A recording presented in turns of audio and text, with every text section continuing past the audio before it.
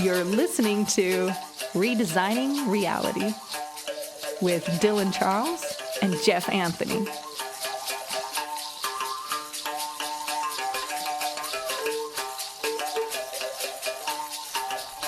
And hello out there, everybody. This is Dylan Charles. You're listening to Redesigning Reality. Thank you very much for tuning in today. I have a remarkable interview coming up for you. It's with a friend of mine, a longtime friend of mine. His name is Paul Davis. And today Paul is a 5th degree black belt master level Shaolin Kung Fu teacher, as well as a teacher of the internal arts of Tai Chi and Qigong. Paul and I have been friends for a long time, and I know him to be a political activist, a former U.S. Marine, veteran of Gulf War I, I guess. Guess there's more than one of those. He's also a master organic farmer and just a well-rounded spiritual warrior, someone who was a crusader, I believe, for truth, justice, and righteousness. But so we wrapped for about an hour, a little over an hour, talking about all kinds of amazing things. So check it out here, and I sincerely hope that you find something that you can use to transform your life. So thanks for tuning in. And here's my conversation with Paul Davis. Peace. Paul Davis, welcome to the show, man. Thanks for joining us. You bet, brother. Good to be here with you. Yeah, it's funny. I said thanks for joining us. I had my co-host, a good friend of mine. You'd like this dude a lot. He's from Austin as well, but he's been out, man, health problems. You know, it's interesting, man. He has he's overcome like a lot of physical challenges. I mean, more physical and health challenges than any 10 people I've ever known. And they all kind of really started when he was in the Navy and got like super jacked up on injections and stuff. And he was a big strapping badass motherfucker. And soon after all that stuff, man, his like physical body just started to deteriorate and pretty much eat itself. And that's, 20 something years into this, he's been dealing with, not being able to walk, being this big dude, just, like lived in Costa. Was he overseas at all? He never went overseas, man. He was in the Navy and right at the beginning of his career in the Navy, he was like top in his class and was like picked to like do all this leadership stuff and everything. And then like out of nowhere, he just started like having these insane debilitating pains and just pretty much ended it right there. But so yeah, like he lived in Costa Rica for 10 years, and the whole time there it was like, trying to like do anything and watch everybody go to the beach and surfing and stuff. The reason I'm saying this is because he's been out sick the last month or so, and I was thinking about all this last night, and I realized that what's been really helpful for me lately on my journey is kind of making the connection between what my body's doing and what my spirit is doing, Right. Like make the connection between like the metaphysics of attitude and mindset and just really like reflecting on how, blockages and crap and roadblocks you put up for yourself, how those manifest in material, physical ways. And the last thing that happened to him this summer was he had like a really bad abscess on his liver. It took the doctors a while to figure it out. And I was thinking about him last night, really sending a lot of love to him. And I realized that, like the liver is the seat of anger, Right. Like it is the place where your anger, your jealousy, your envy and stuff gets stored in Chinese medicine and these like, just like the metaphysical understanding of illness and I sort of made that connection in him that while he's a positive dude, while he's an outgoing dude, while he's a change maker and really works to help people, like he's sitting on a whole lot of anger, a whole lot of envy, and a whole lot of just bitterness about the hand that he's been dealt with, man. And it's not an easy thing to reckon with. And now I got you on the show, man, and man, there's so many good things to say about you. I think one of the things that one of the characteristics in your personality is you're very passionate about stuff, and a lot of time that comes out as anger. But just to kind of introduce you, man, I've been rambling on here, but just to kind of introduce you, man, you're an old friend of mine. We met. You were my kung fu teacher for many years ago, and you do a lot of amazing things. Let's see, you've been a Marine. I think you deployed to Saudi Arabia during Gulf War I. Let's see. You have been a Kung Fu teacher for close to 20 years. Is that right? Yeah, close to 20 years, probably 18 or so. 20 years, and doing that, you've helped out hundreds of people to on the path of self-mastery. One thing that I admire especially about you is your interest in like political honesty, truth, and also your like the way that you like the solutions that you see to the problems in the world. Like one thing that you're really into is organic gardening, and you're quite a master gardener. I think that's freaking awesome. And man, I could just kind of go on and on and on. Let's see here. I have a short list. The master gardener part, man, I tell you, I appreciate that accolade, and I hope to live up to it. I've been actually struggling with gardening, man. Like I was talking to the man that owns the land we live on, and he lives there also, and man, his garden is popping, you know. Oh yeah. And I was just asking him questions, and I always seem to find little answers that make a huge difference. And for instance, yesterday he told me about the problem with insects and stuff that eat up the plants. And he just said, man, every morning you have to be on top of it. You know, you have to keep them under control. And so that's been just, you know, it's kind of embarrassed to say, but that's been an area where I've been missing it. Just every morning, you know, it takes a lot of work. You know what I mean? Yeah. And then I look at it 5 days later and wonder, why have all my plants been eaten up by these insects? You know, because I haven't been on it, you know? A friend of mine says that he uses like those little handheld dust devils. And so he just goes out into the garden and vacuums up all the aphids and everything. Oh, I love it, man. I can't wait to do that right there. Yeah, you know, a little $20 dust devil at Walmart, you know, and mechanize the job of exterminating harmful pests, but right, say a blessing as I'm sucking them up the dirt devil. Right.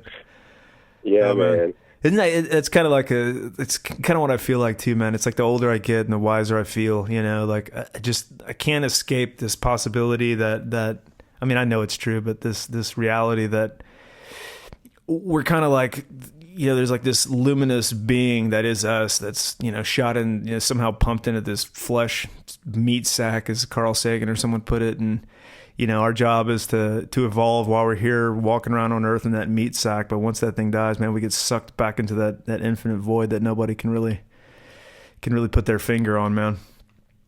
I was going to say a big thing that you've brought to my life is that balance, because, you know, in the beginning we were both just crunk and angry about, you know, you always tell the story, you were the one that kicked me into another gear after class. Like you were waiting after class one day and I could see like, man, something was going on, man. You had a serious look. And so when I asked you what's up and you were like, man, what are we going to do about this shit? You know?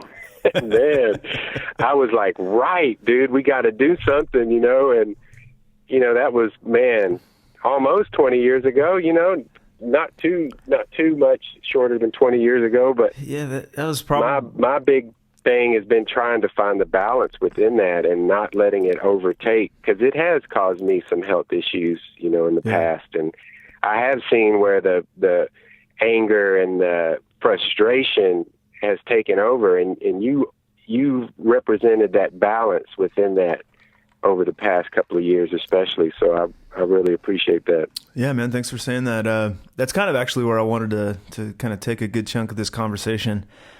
Paul's talking about our history together. That was probably 2005, 2006, something like that. I was a student at the Kung Fu school he taught at in Austin, Texas. And I don't know what it was, man. Sometime in 2002, 2003, I started to kind of wake up to the reality that, you know, maybe the media doesn't really tell you the truth about things, and maybe the guys with the suit and ties on don't really have your best interests at heart, and, you know, maybe reality is just some kind of story that these guys want us to believe, and so when you do that, man, like it's this process of awakening. And when you do that, like, of course, you know, you look at all the stuff that's right in front of your face. You look at all the stuff, I guess, that hurts most, man. And it's all the nasty information. It's all the scary, shitty stuff, man. I mean, we used to watch documentaries about like depleted uranium and stuff, and there's not a whole lot nastier than that.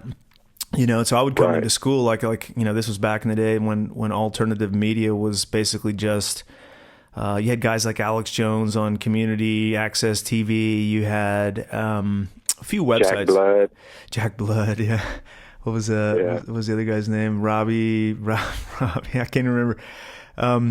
John Statmiller, all those guys. But basically, you had what we now consider the alternative media. It was pretty much just in a few websites, but a lot of it was on radio, like AM, like weird AM stations or weird FM stations, pirate radio, I guess is what you would call it. And so when I started to wake up and go through that phase, man, it's a whole lot of reckoning with some pretty dark stuff, man. And that really was the first question I had for you, man. Like when you hear people throw around this word awakening, what does that mean to you? Well, the first thing that comes to my mind is an awakening to the battle that's going on. And I could see different ways, awakening definitely has different meanings to me. But one of them would be, that kind of hardcore awakening to, what you were just talking about. And you put it mildly, that the men in suits don't really have our best interest in mind, Oh, yeah. And just the deviousness, the unhealthy things that, seem to, me and my teacher, we got into a little discussion one time, and he felt like it was just greed-based, like not malicious. And so what a conversation that was, because, I feel like it's more malicious, you know?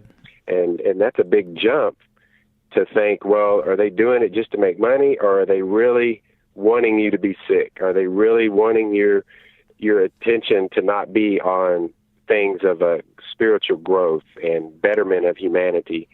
That's some pretty diabolical shit, Mm-hmm. if you think in that way. And so, yeah, man, awakening to just that part, but also awakening. I think my first big awakening was that I wasn't thinking for myself, I was just kind of believing what I had been taught all my life, and that had to do with religion, coming from a father who was a Baptist preacher. Being over in Saudi Arabia was a big part of me questioning that, as far as believing that those Muslims were going to go to hell. You know what I'm saying? Yeah. The people that were helping us were so humble, and the truck drivers, and I was over there during Ramadan. So just, I was really humbled by the way that they acted, the way that they treated me. And so I started having a problem believing that they were going to burn in hell because they didn't believe the way I did, Wow. Yeah. So just different things along the way was an awakening. But I feel like more and more as, this so-called time goes by, the awakening, I like the term quickening. Okay. Too. It's like, it seems like there's something more intense going on. It's all kind of speeding up.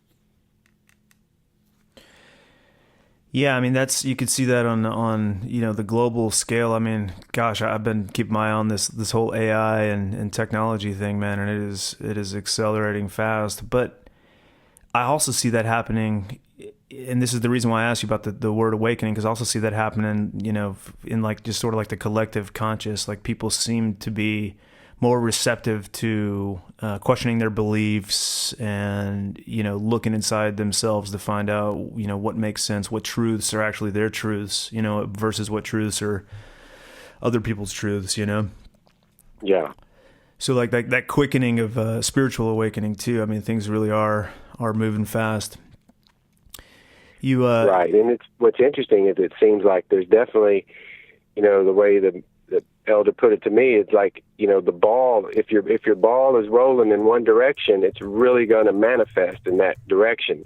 But if your ball is rolling in another direction, you're going to roll full speed into that. So, for instance, the political arena, obviously, today is just crazy, with the high emotion that's out there and being perpetrated and stoked.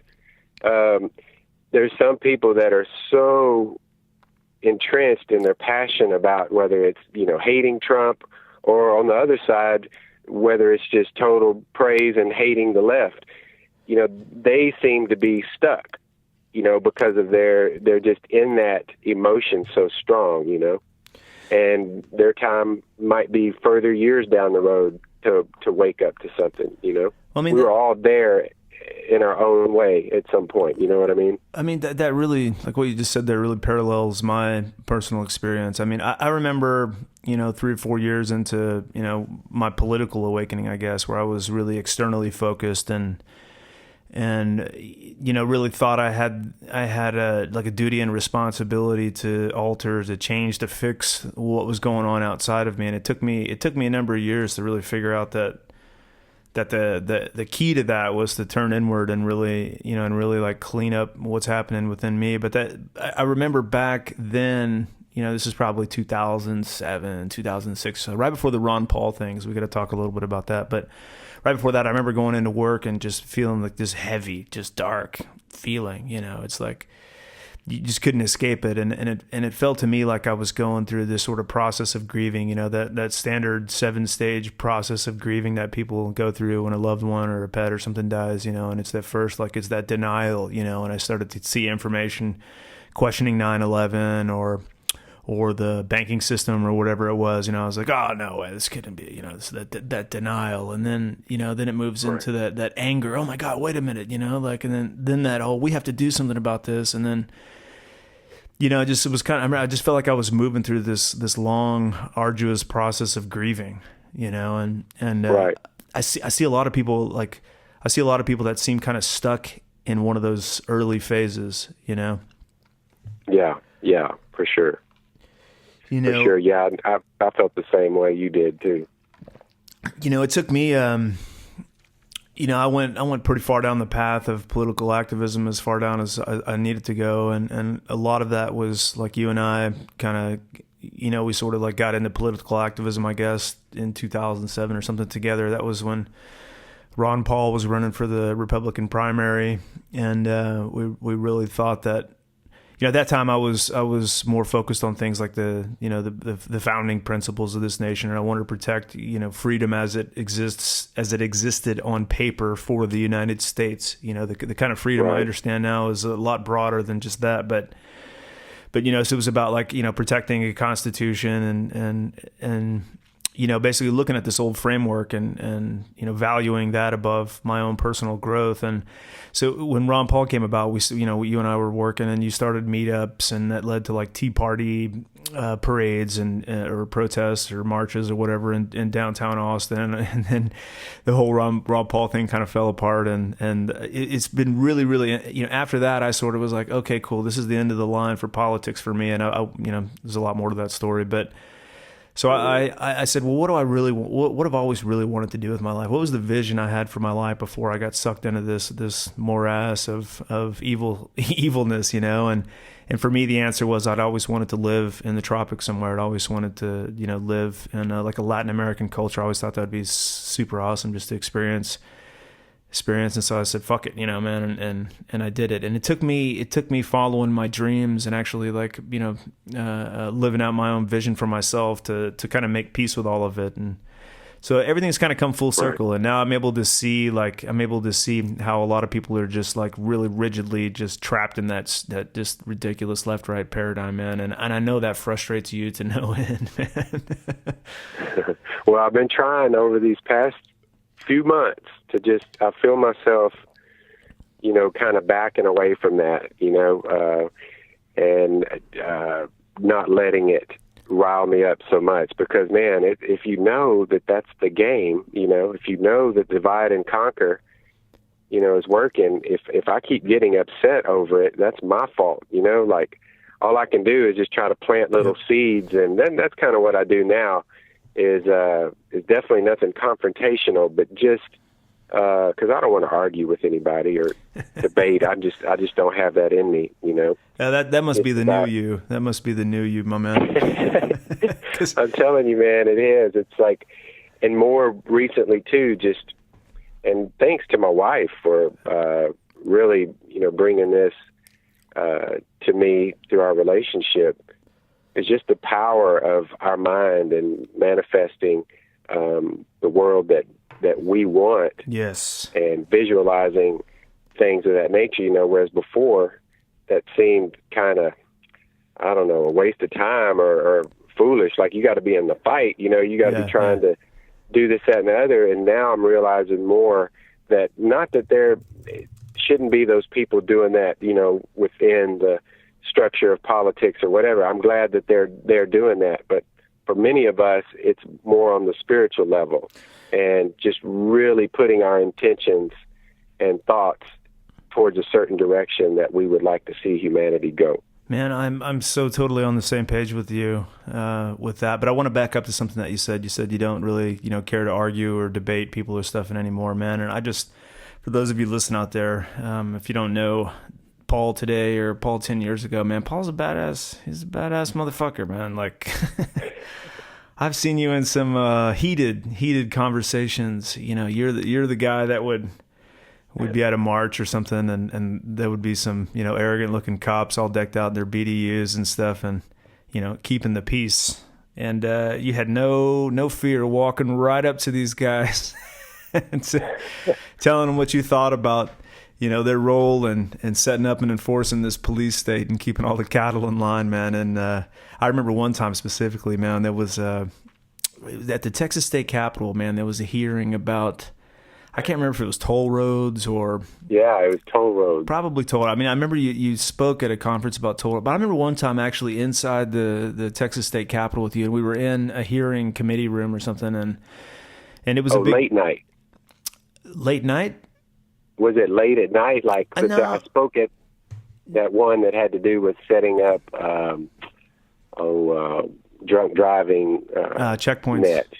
Yeah, checkpoints. Yeah, I don't think that was it, man. There was something going on. I don't have to really dig through the X-Files in my memory here, but there was something going on, and there was all the alternative press in Austin at the time was at the Capitol, but there was all these hearings going on, and so you and I were there, and we were watching the hearings and stuff, and we were it's funny now because people do this still today. They'll get their code pink hats on and stuff and stand up in a hearing and be like, okay, yell and everything. But we were in this hearing. I remember we walked out into the hall. And we got into the elevator, and one of the senators or whoever he was and his goons were in there. And you just, man, I remember in this long, never-ending elevator ride down to the first level of the Capitol, and we were next to these two just greasy, just filled, just fat-necked, fatty-jowled, blotchy-skinned lawmakers, man, and and we knew who these guys were, just crooked motherfuckers, man, and I remember looking at your face, and it was just like, oh, come on, Paul, just hang on a minute longer, man, don't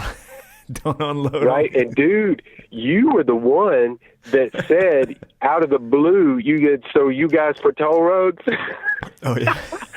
And one of them was like, oh, well, none of us are really for toll roads. And you were like, yeah, they are. Yeah, I mean, you were calm, but man, just so ballsy, dude. That tripped me out.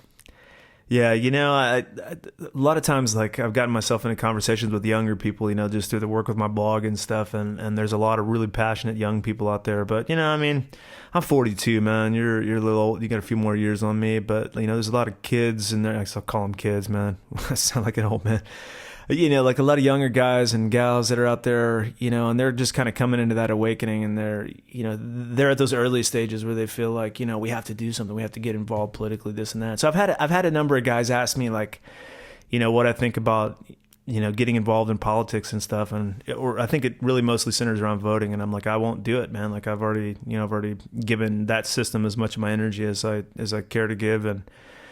Right. And so I've been called apathetic and ambivalent, or all those buzzwords, those loaded terms, and my response is that I want young people to go through that, man. I want young people to experiment with it. Go out and become a precinct delegate for the candidate of your choice. Go work for the party, man. Get put on your suit and tie and go to the county conventions like we did, and go to some of the rules meetings and check out and you know, like read the pamphlets on Robert's Rules of Order, you know, and you know, find out who's who, you know, find out who the big wig and, you know, the blue-haired ladies are that have been, you know, chairing these rules committees for, you know, the last 3 or 4 decades.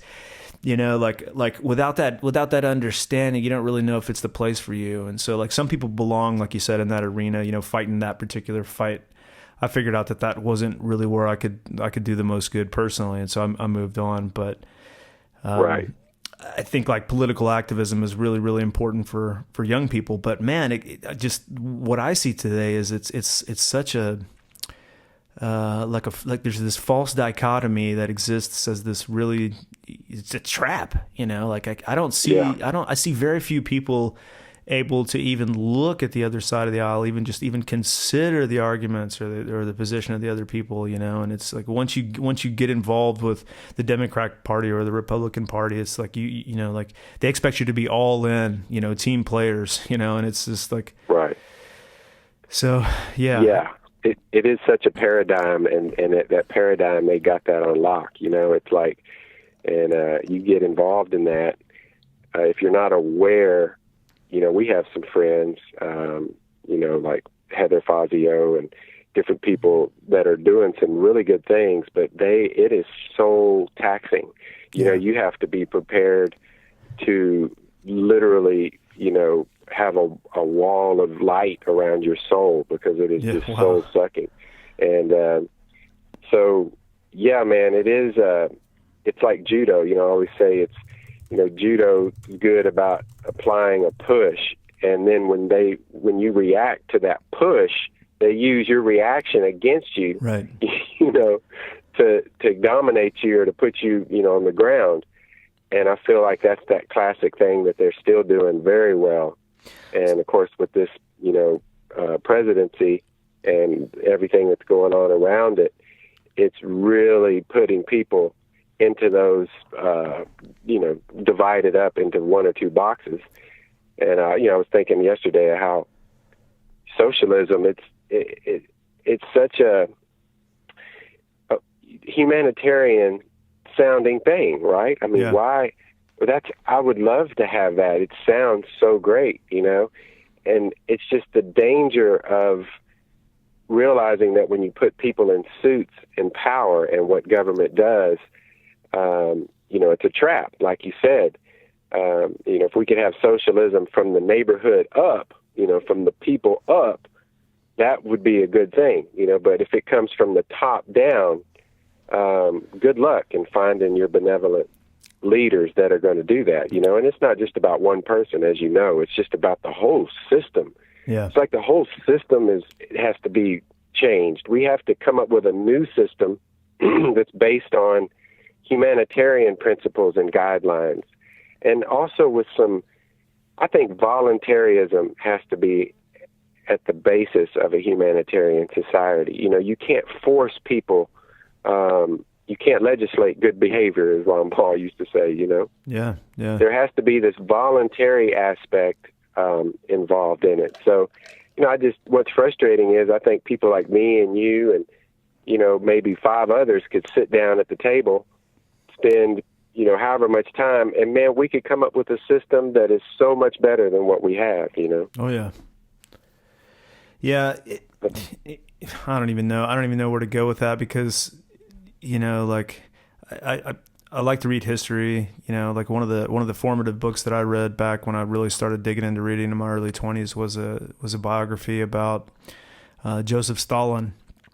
And you know, I'll admit, like before I read the biography, I really had no idea what it was all about. You know, you hear the name, you see the pictures of the guy with the mustache and stuff, you see Lenin statues and stuff, but when you really dig into like just the details of what it takes to run and organize a bureaucracy based on terror, I mean, it's fucking terrifying, man. It is a really, really frightful thing to imagine, you know. And you know, I know people whose families have lived through that. My wife is Polish. Her her family lived through, Soviet occupation and World War II and stuff. And the stories I've heard are just God, they're horrible, just terrible, Yeah. terrible, like not even just like that whole like wave of killing people off for their views or their, whatever. But like then after that, the way people are treated when they're supposedly, part of the system, when they join the Communist Party, they still don't get to eat food. You know what I mean? Like it's, so like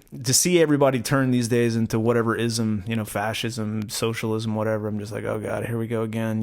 It's the trap. And so seeing all that, man, I personally feel like this podcast is pretty small. We don't have a lot of viewership yet, and it's going to grow over time, but it's a different message, man, and I think really like what it's about that full circle awakening, that full circle transformation. And something you said a minute ago, I think is a good segue. You mentioned that, for some of the people really putting up the good fights, I mean, it's like they have to have a wall of light around their soul, man. And I see that you and I in the last 10 years, we've, kind of gone in different directions, but at the same time, like we've put a lot of the energy that we were exerting to, forcing the system to bend towards our will. We put a lot of that into our own personal development.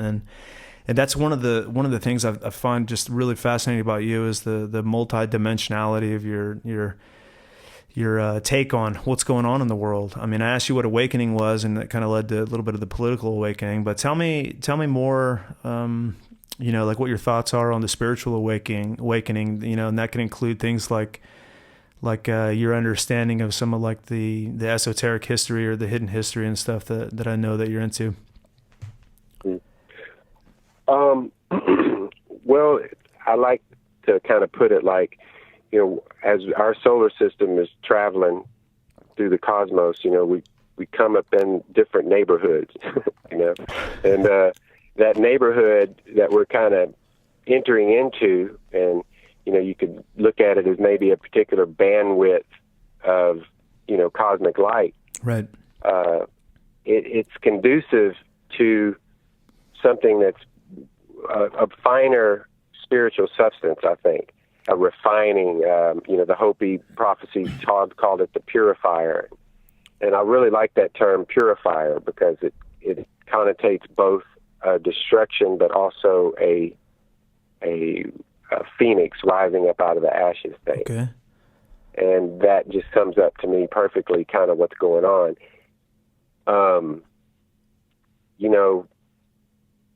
I just think it all comes down to where we're at in the cosmos, and just, all this talk before about the 26,000 year cycle, and I believe all of that's very relative, when you match up all of the different, like I mentioned, the Hopi prophecies and, the Toltec and the Mayan, there's a similarity amongst all of them that's being talked about. And that is the important stuff to pay attention to, I feel, And it's, again, what I was saying earlier, it's about aligning your heart and living from the heart, manifesting and just putting out the highest vibrations that you can through meditation, through your daily walk, all of the avenues that we can use to do that is crucial in this time, because our intentions are going to be manifested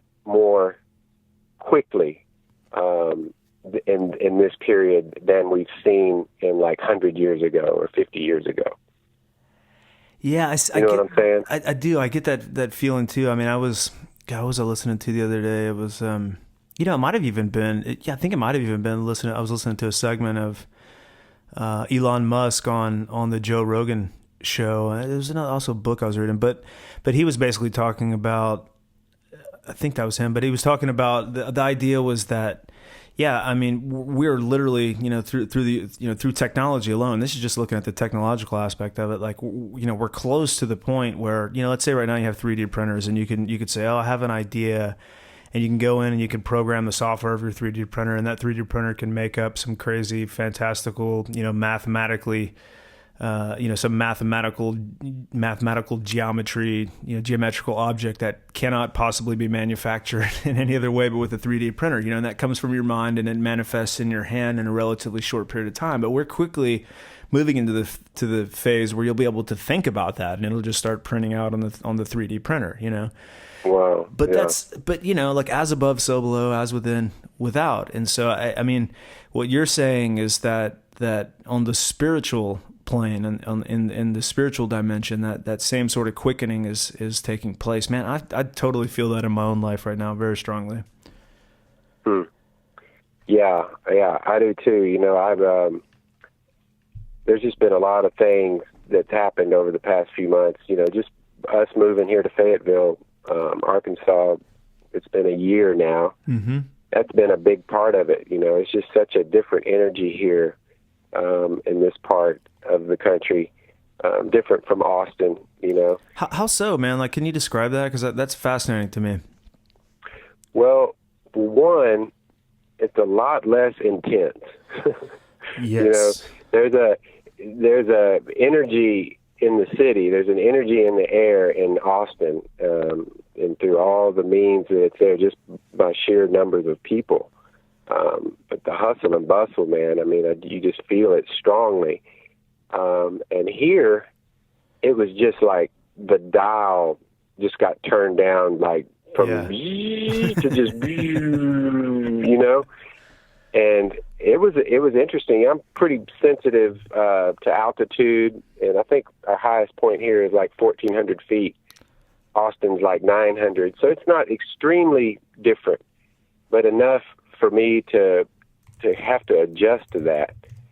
But it just feels, one thing that people say here that move here, and my wife and I have experienced this, it feels like fertile ground here for creation.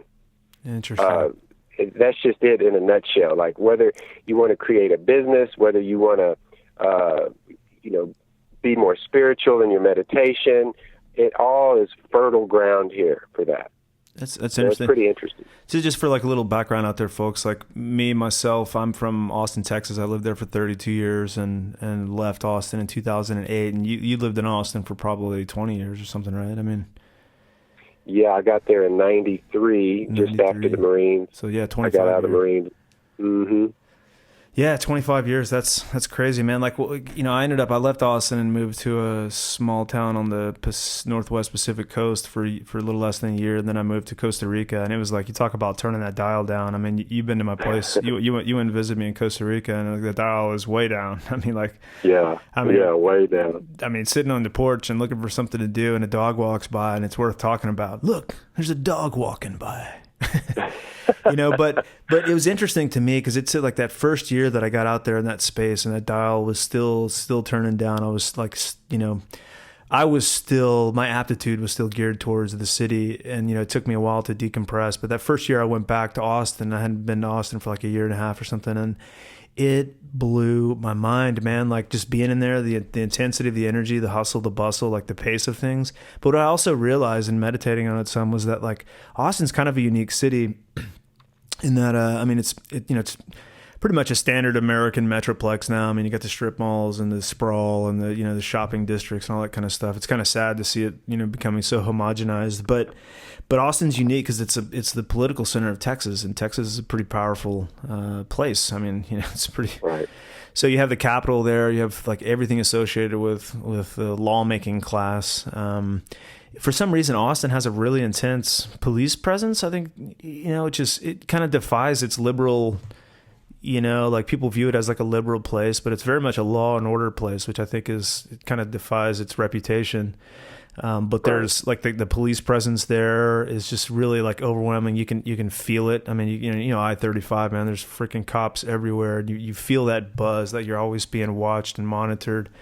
But also too, one thing that I think is one of the big traps for people is the debauchery in society. And Austin is like, one of the heaviest drinking cities in the United States, and it is like party central. And like, I've been in the underworld there, and it's you know, man, like that energy, man, you know, like everybody does cocaine and drugs and all this other nasty shit that comes through, you know, following the trail of death, you know, up through Mexico, through Latin America, from Colombia, you know, like that whole energy is like, that whole place is like, is almost like infested with this kind of this vampiric energy. I know that sounds kind of dramatic, but when you decompress from it, it is true. It's got this just real self-destructive, vampiric, you know, this nihilistic, you know, aggrandizing, like self-gratifying kind of vibe to it. You know, this pleasure center. You know, like whatever you can do, whatever you could think of to do to get, you know, some sort of sense of immediate pleasure. You know, you can find in Austin. You know, so yeah, for sure.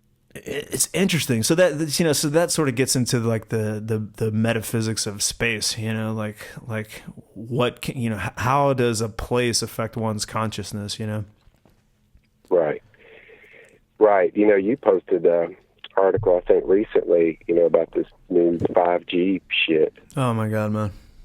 And, you know, that's some scary shit, man. You know, like I can see where, I know that all of that electronic pollution in the air affects things so heavily, you know, like, and some people are more sensitive to it than others.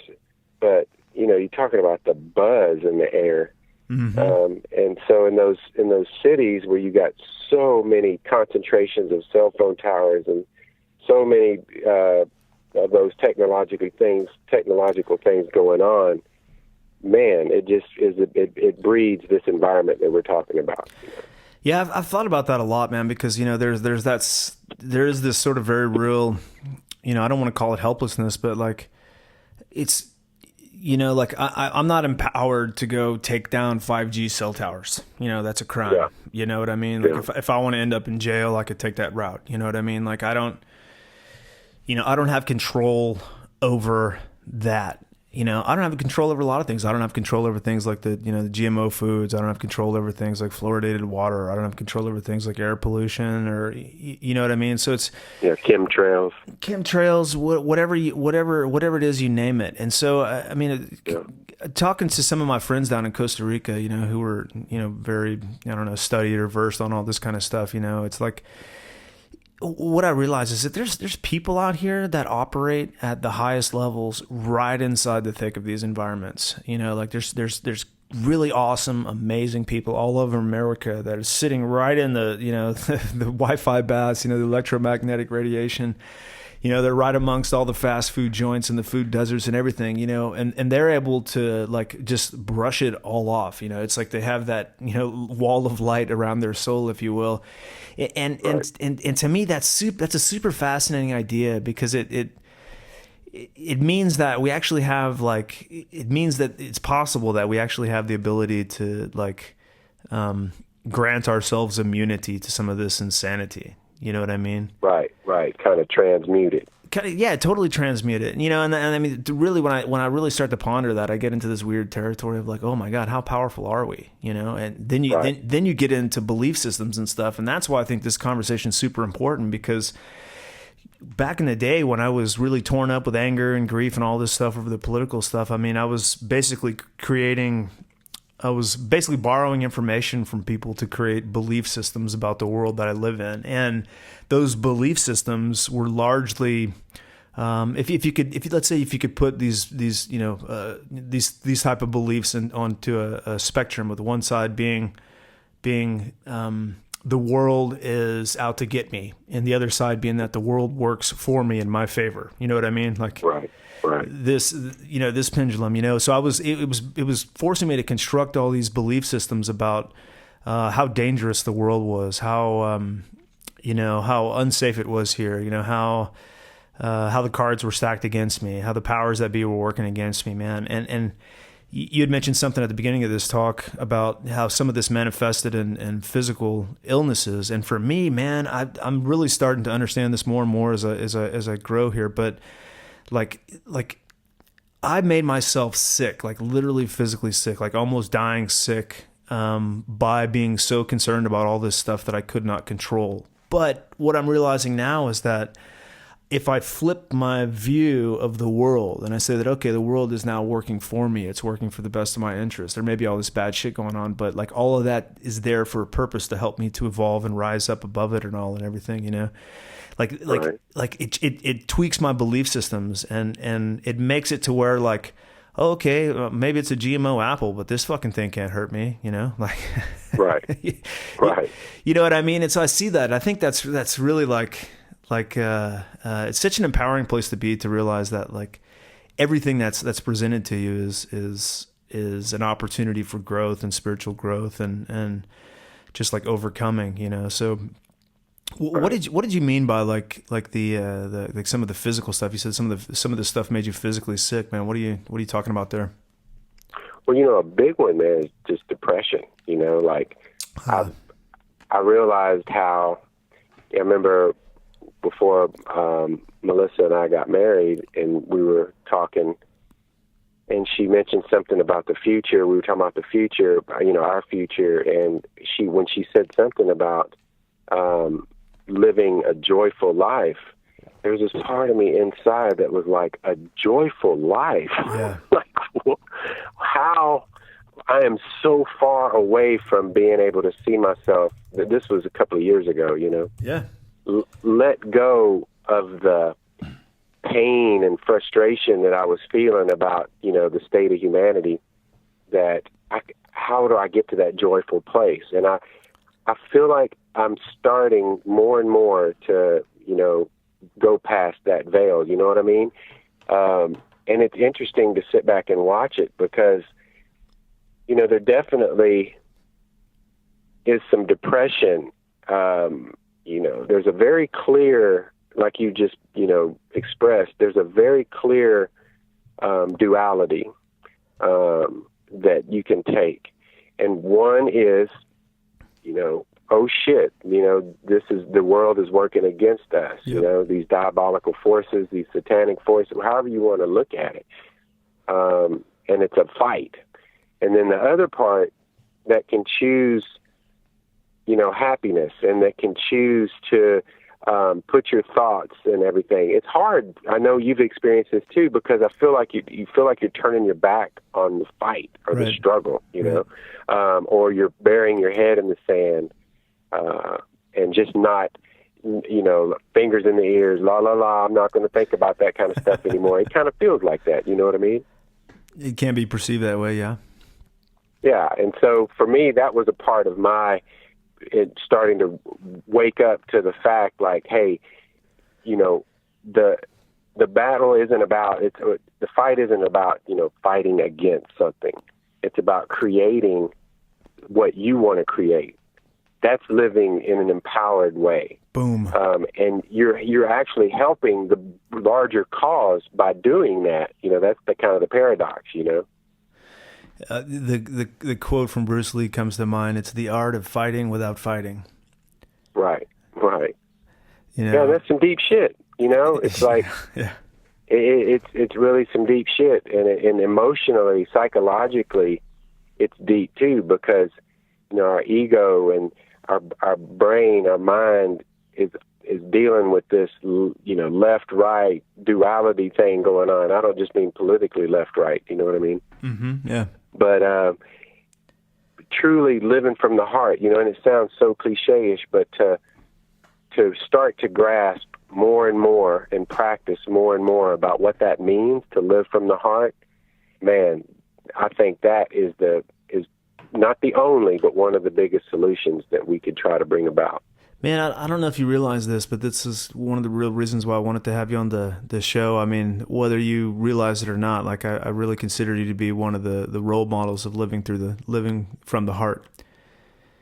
And, you know, it was, when did you get married? 2016? 2017? Yeah. Just over a year ago. Yeah. Yeah. I went out to your wedding in Austin, and something happened there that I feel was just extraordinary.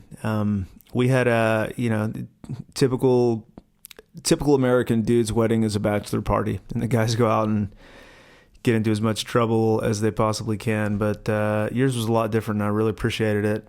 You had, I think there was 11 or 12 of us, basically like your closest guy friends, and we got together at one of their houses and set up a big bonfire, and we all sat around the bonfire, and it was kind of felt like a council of elders. There was a couple of older guys there, especially Vasil and stuff, and I remember when we kind of sat around, it was kind of like this formal / informal kind of convening of the wise, man, and it was really unique because the conversation started with something that your friend and spiritual advisor said. He said, "We are gathered here today to honor a man of honor," and I thought that was such a powerful thing to say, man. A powerful reflection about life as a man, and so for the next however many hours we sat around and we all told stories of, what it was like, what are the challenges like of being a man, like what do we go through, what are we dealing with, and that was, it's all, friends from all walks of life, some of the younger guys dealing with that anxiety and depression, and some of the older guys dealing with the struggles of raising kids, and it was all that stuff, man. And it really was just like just such a cool experience to be in a scene like that, and I feel like that's something that's really missing from especially masculine culture today, is the council of elders, Right. Yeah, man, I agree. And that was a powerful night. And just what you said was what I was thinking about. We do need that. We're missing that in society. And, having men's groups where we can just sit down and just talk about, our struggles, our visions, the good, the bad, and the ugly, It's imperative, and we have lost that. And I actually did one men's group here, and talked about doing others, but that's something that I want to get started here in Fayetteville pretty soon. Yeah, like what took place at your bachelor party there, it was something completely unique. I mean, it was just your collection of friends is very special, like they're all truth seekers, first of all, and it's so rare to be in the presence of that many like genuine truth seekers, like people who want to know the truth because they want to be, better. They want to better exemplify that truth. They want to live lives that more positively impact people, man. And so that was kind of unique, but a lot of us were kind of there because of a lot of the friends that were there were people that you've met in your journey of martial arts. And I wanted to wrap on that for a minute before we wrap up this hour. But Kung Fu, man, like I was going through that depression and that anxiety and all that stuff, and I've written about it, extensively at Waking Times, and told some of the story in other earlier podcasts. But I had gone to the doctor, and he put me on these meds and got me an appointment with a highfalutin psychiatrist. And I went to him, and this guy was crazy, batshit crazy, man, craziest guy I ever met.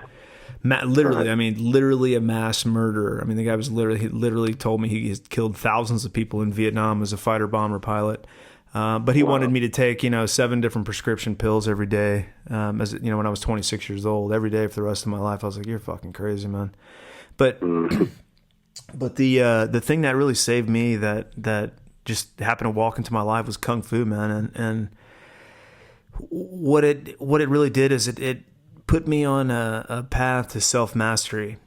And the first thing that it did for me, I think, was like, it got me into a group of people who were all there to improve themselves, but using other people as tools and punching bags to get better. But they were all working to improve themselves. And then the next thing that it, just being among good company. But then the next thing that it did for me was like the physical detoxification process of like all that sweat and all that hard work and stuff. Really like got all the, for the first time in my life, really started to detox all the chemicals and crap and sugar and all the junk food and stuff that I'd eaten up to that point, to kind of get all that out. And then you realize, especially with an art like Kung Fu, like you don't have to take your belt tests, you don't have to progress and stuff. But if you want to do that, you have to go out by yourself, in a field or a school or dojo or whatever, and you practice these things by yourself. And I remember Grandmaster Sin, our Grandmaster, talking about this one time. He was saying that Kung Fu is an extraordinary martial art because it's the only martial art that you can practice without a partner, so you can take it anywhere with you.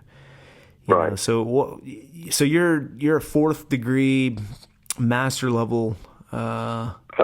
fifth degree. Fifth degree. Come on. No, yeah, man. What do you see? Like, how's the journey been for you, man? And how have you changed? How's Kung Fu and martial arts really changed you? Oh man. Well, I had a roommate, 20 some odd years ago before I started, and I got home from work, and in our apartment complex, they had a little workout room and weights, and I had just started kind of working out because I knew I wanted to do something, and I got home from work one day, and my roommate had the Yellow Pages open, and he was so excited, man.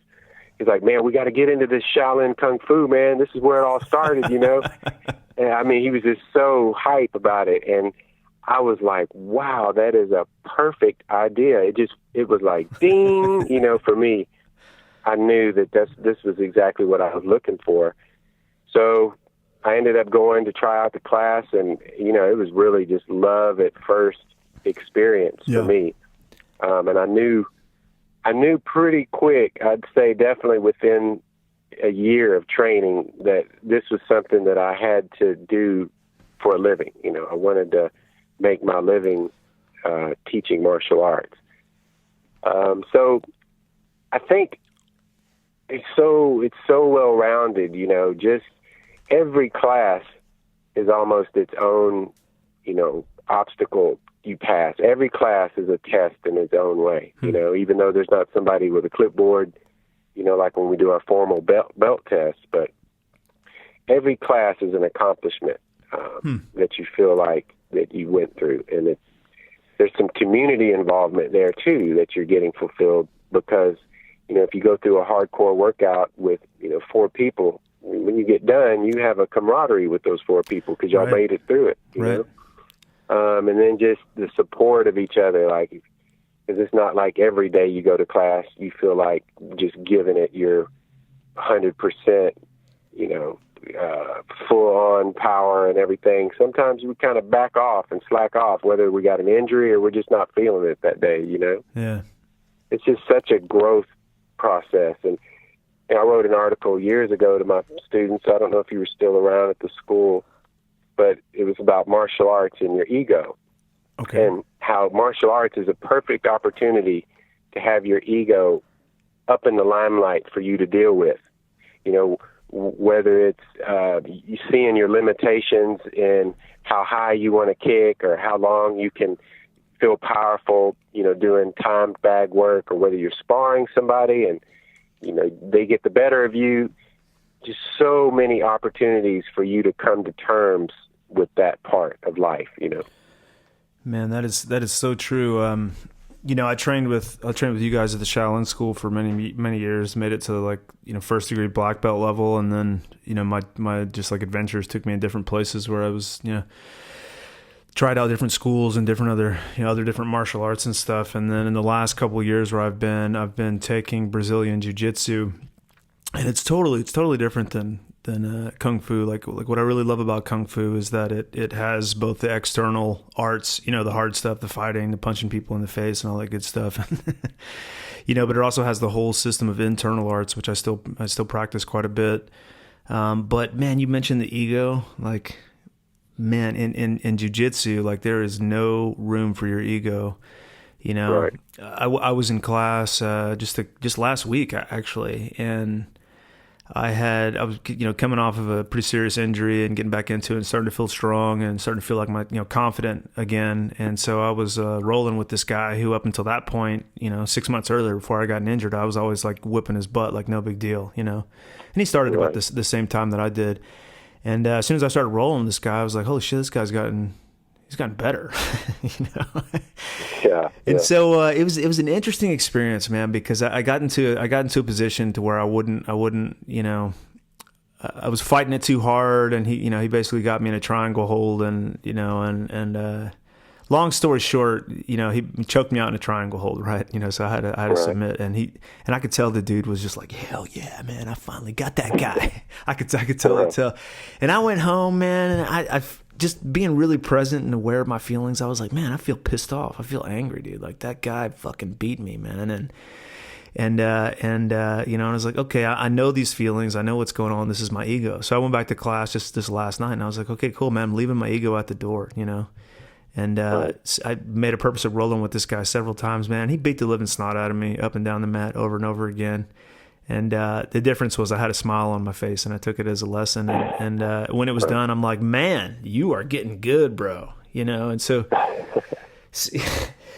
I mean, like, how healthy is that, man, to like actually put your ego to the test in a physical way, Right, exactly. And there can be such a humility that gets developed from that, and as you know, in martial arts, there's a lot of fools in martial arts. It seems to every once in a while, and usually depends on the teacher, but it can breed a arrogant asshole, Yeah. But yeah. It's been rare in my experience.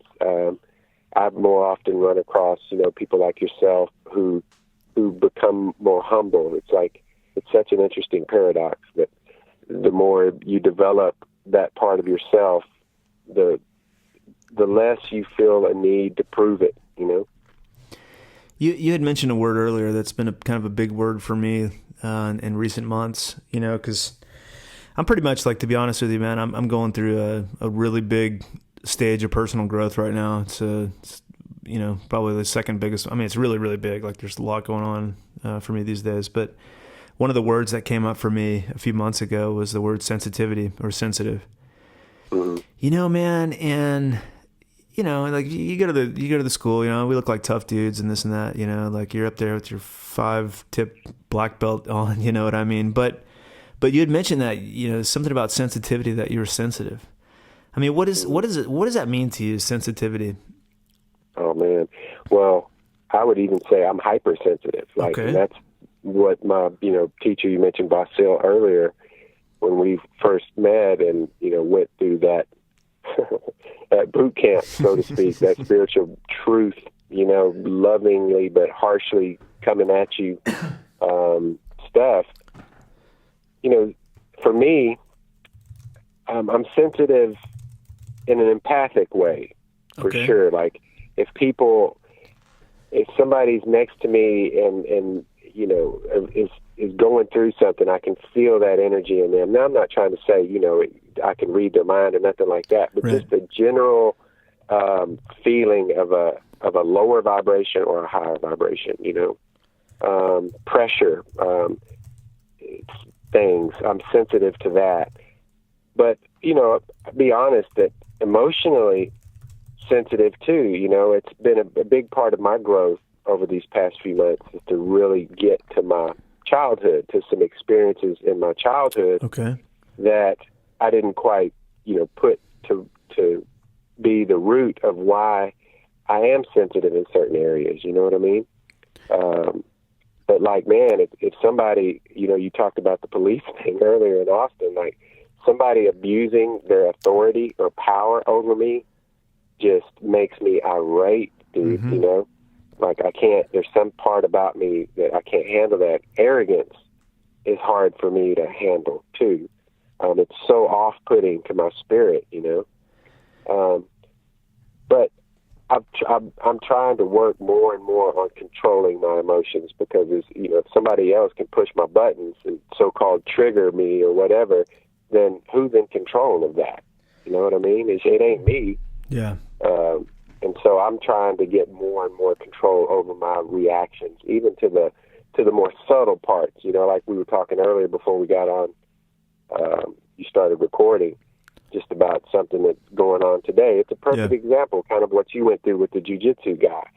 It's like you really sit back and observe, like, wow, this is what I'm feeling, and that's key. When you use the word observation, I think that's key. Is we can just stand back and observe it first, rather than trying to change it, trying to do whatever. Just sit back and observe it and identify with that part of you that's the observer. And things start to kind of lose their hold over time more and more, that we can tap into the observer. Yeah, that's really important. I think like my perception of what sensitivity is come to mean for me is like first and foremost, like it's really important to acknowledge that we are beings of feeling, like we have the five senses, we have the sixth sense. I mean, these are really, really important things. And I, kind of going back to what we were saying about Austin, Texas, it's like we live in these environments that are so taxing on the senses. They're like your distraction, like choices, everything. There's so much going on that, you can, whether it's even like subtle things like electromagnetic radiation or anything like that. I mean, your senses are overloaded all the time. And yeah, I was like looking back into my childhood and realizing, where some of my sensitivities developed, and then seeing how that turned into me, like overstimulating those with drugs and alcohol, and as a way to like, numb the sensitivities down, like to be, like you're so worked up all the time, so yeah, it feels good to, drink a 40 ounce, you know what I mean? Like, a 40. A 40. It's been a while since I've had a 40 bro. Oh, it's good. Maybe that's overdue, but, I don't know what would happen to me if I drank a 40 these days. Oh my God, I'm so sensitive to alcohol, but just that idea, that like we don't even really realize just how numbing to our senses the environments that we live in and stuff is. And what I ultimately concluded was that like, it's cool to be sensitive, man. It's amazing. That means we're alive, like that means right.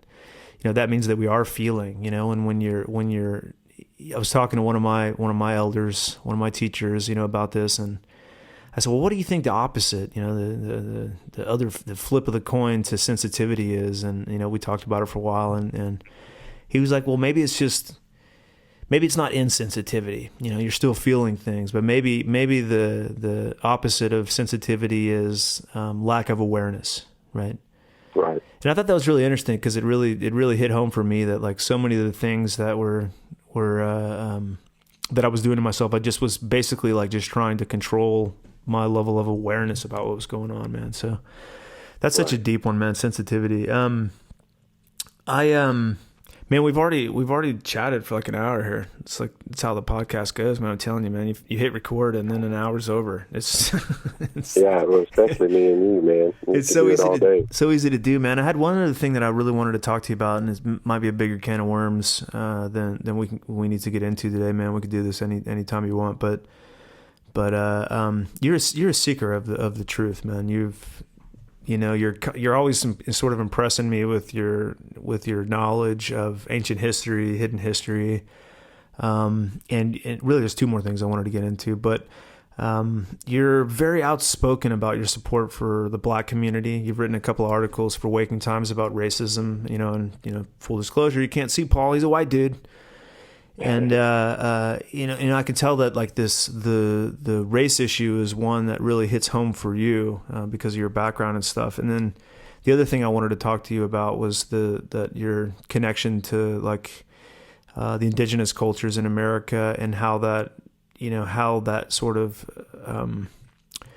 you had the experience of doing ayahuasca, I think one or two times, and sort of how those things, man, we can chat on those for a minute, or we could wrap this up and have another conversation another day if you want. But oh no, I'm good, man. You're good. Yeah, I mean, well, tell me, just to take a few minutes and talk about the race thing, man. I mean, it's such a divisive environment. It seems like any time a new wedge can be pulled out and like hammered in between people who otherwise would get along, that right. Seems to really serve it seems to serve the power structure. It allows them to put more control, allows them to pass more laws, it allows them to engage more censorship, it allows them to blacklist people. I mean, it just like it goes on and on and on. But what are your real thoughts about racism in America today? Well, you just on what you just said there, it's so true. Like, if somebody gets labeled a racist, man, it's almost like a death sentence for them, especially politically. Right. Like if you can get the masses to believe that somebody's a racist, that's it. Or sometimes even just the term being put with them, people won't even entertain it. They want to be quick to believe that. Yeah. But it is a very deep subject because like I've been really thinking over the past couple of months about the different degrees of racism, and what for me, just for me personally, would be acceptable. Like as an example, I would love to live in a world where it don't exist. I mean, that goes without saying, for people like me and you that know me. But to be realistic, I'm like thinking of, for instance, a type of a man who doesn't hate black people, but he doesn't feel like, the same way I do about the different barriers and forms of oppression. And he just live and let live, but don't talk to him about any white privilege, any systematic white supremacy. You can't talk to him about that. Well, I know that I can't change that man's heart, If we have a conversation, then maybe something can get pointed out where he goes, "Oh, I never thought about that," Right. But a lot of times, the overt racism, the systemic stuff, it is such a deep subject because there's so many different aspects to it. And some people are very aware of it. Others aren't aware of it at all. I think that it's one of the most important subjects because it's kind of like the huge elephant in the room. I'm going to say this, and it, may sound, I don't know how it's going to sound to certain people, but I truly believe that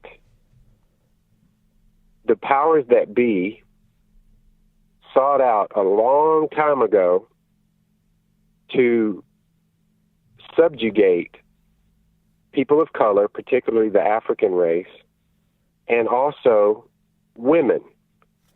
And right. I put blacks and women in that same category because I feel like it was necessary for that subjugation to take place in order for them to pull off what it is that they pulled off. You know what I'm saying? Yes. Africa, there's only one race, the human race. Amen. First and foremost. But I see Africa and Africans as like the root of the tree, Mm-hmm. They're our grandmother, you know what I mean, in that line. And I believe that in order for humanity to thrive at its fullest, that there has to be redemption within the African race. Spiritually, economically, all of that, but mainly spiritually, And I think for things to come back into balance, that has to happen one way or another. Now, how that happens is a whole different story, but I honestly feel like it's kind of happening. Right. Right. It's already kind of happening. And here in America, we are just going through some, very unique things with it. But, there's a book recently was brought to my attention, and the subject, and I think it's even in the title, was white fragility and why it's hard for a lot of white people to talk about racism. And I think that's a very important book and subject because we had a little meeting here at my wife's school that a black man here locally put together to talk about that book. And it was mostly white people in the room except for him and a friend of his. And, one man was an older man. He looked like he was in his late 50s, early 60s. And, man, the book, he said it was so huge for him because it opened up thoughts for him to look at himself that he never was able to do before. And to me, I thought that was so crucial because, that's the best that we can ask in having this conversation with people. And, right now we're talking to white folks,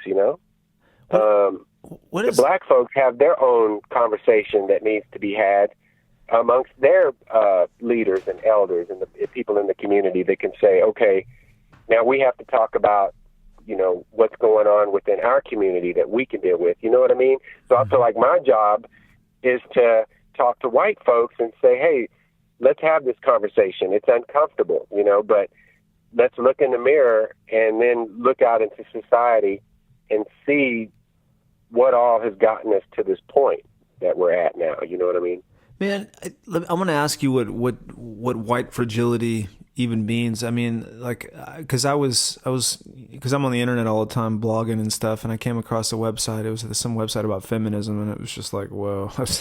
Kind of blew my mind, because they had this thing of this lady was putting on a seminar, and I think it was called like how white people's internal whiteness affects their ability. I mean, it was like, in other words, like the use of language was so ambiguous and so complex that you couldn't really figure out what the core message was.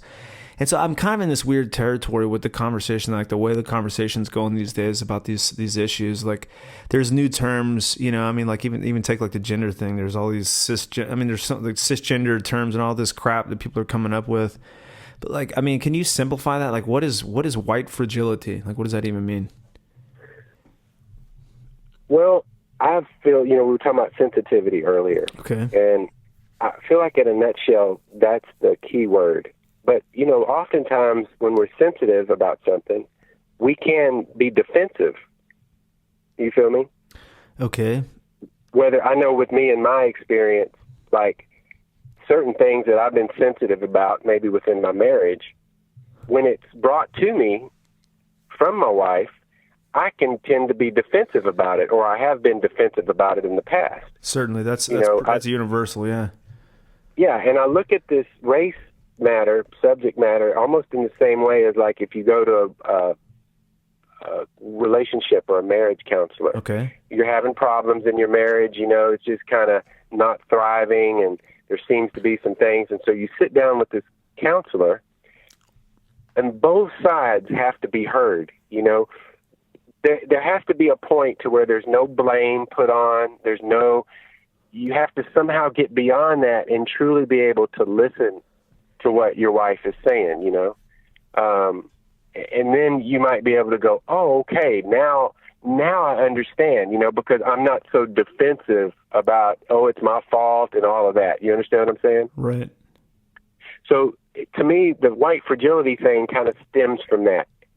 And within my experience, there's been a minority of white folks that I can talk to that when I say they really get it, like, they just get it. For the majority of white folks that I talk to have some form of defensiveness against that subject. Sometimes it's overt, like, hey, it's not my fault.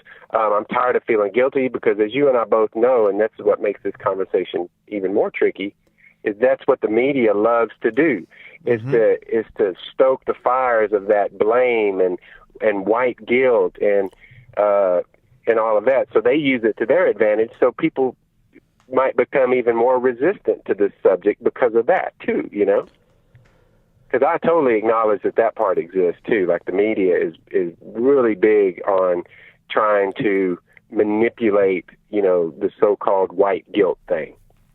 So I had a really cool experience the first time I ever did ayahuasca. And I went and I drank in the jungle with elders of an Amazonian tribe and stuff, and the experience was such a peak experience for me. And when I went, when I was in the headspace of that medicine, like I got the clear sense of the reality of the soul, the spirit, something that endures the long beyond the physical body.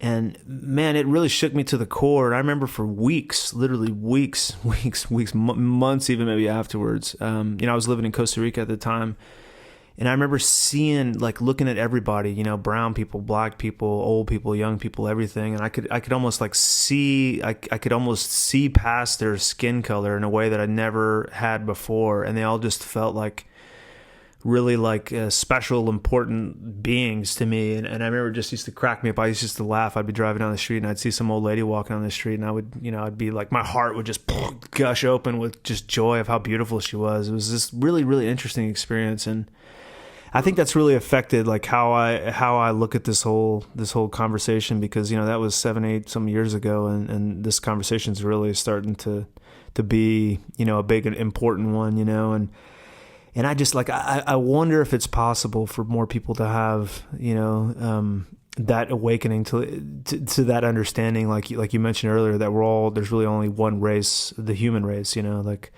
God, man, I just wonder what the possibilities, what things would look like if people could see through it. Right.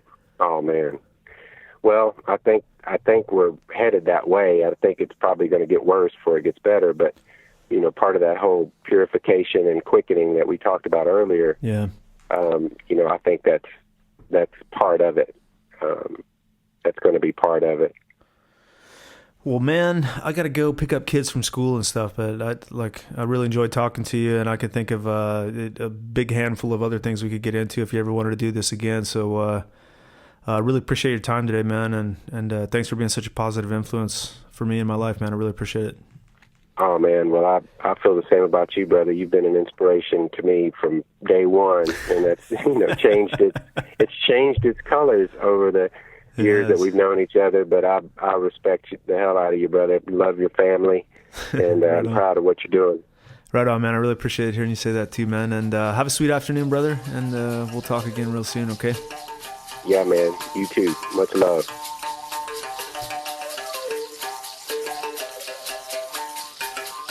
You've been listening to Redesigning Reality with Jeff Anthony and Dylan Charles.